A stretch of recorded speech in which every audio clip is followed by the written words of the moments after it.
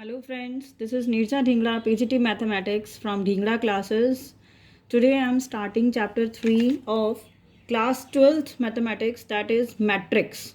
In this video I will cover the introduction of matrix, construction of matrix and order of a matrix. पहला topic है हमारा introduction of matrix. Introduction of matrix में सबसे पहले ये है कि मैट्रिक्स है एक अरेंज्ड ऑर्डर. आप किसी भी चीज़ को एक प्रॉपर अरेंज्ड ऑर्डर में जब मैनेज कर लेते हैं, जब उसको लिखते हैं, तो वो उसे हम क्या कहते हैं, मैट्रिक्स. फॉर एग्जांपल, जैसे हम एक जनरल बात लेते हैं कि कोई दो बच्चे हैं, लाइक 2 स्टूडेंट्स आर देयर. उन 2 स्टूडेंट्स के 3 सब्जेक्ट्स के मार्क्स हैं. अगर आपको लिखने को कहा जाए then how you will be writing, like 1 is Aditya and 1 is Rohan and the subjects are English, Hindi and math, 3 subjects. Aditya has scored in English out of 10. The all marks are out of 10. He has scored, उसने English में 10 में से 8, हिंदी में 10 में से 10 और maths में 10 में से 9 लिए. रोहन ने इंग्लिश में 9, हिंदी में 9 और मैथ्स में 8 लिए.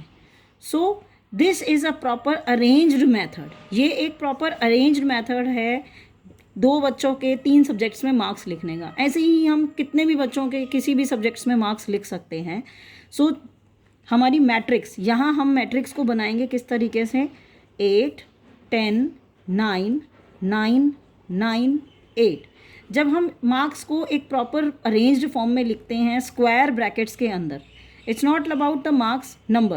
When the numbers are written in the square bracket in a proper arranged manner, that is called a matrix, and matrix always denoted by a capital letter A, B, A or B. Okay, so this was the introduction and construction, how to construct a matrix. Now the second point is what we called about these numbers.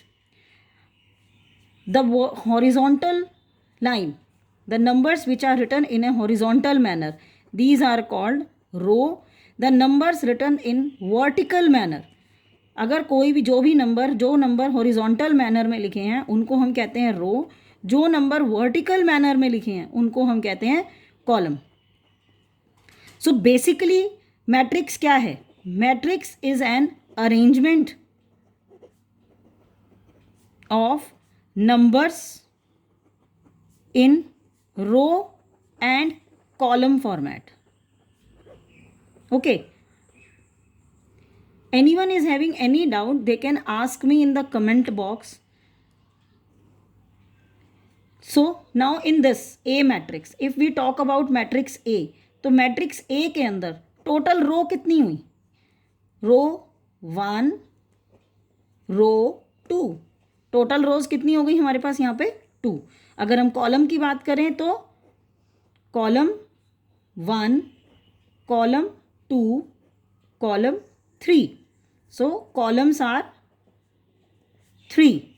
Now how to write the order. The third topic was order of a matrix. So what is the order? Whenever we are writing the order, we always write the order in the form of row by column.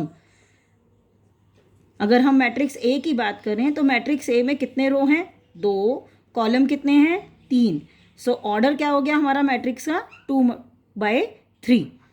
ठीक है, इसको multiply नहीं करेंगे please, ये एक order है. Order को कभी भी इसको सिर्फ एक ऑर्डर की फॉर्म में लेना है, इसको मल्टीप्लिकेशन की फॉर्म में नहीं लेना है. ठीक है बच्चों, और कोई भी प्रॉब्लम है आप मुझे कमेंट बॉक्स में कर सकते हो. मेरे चैनल को लाइक एंड सब्सक्राइब करो.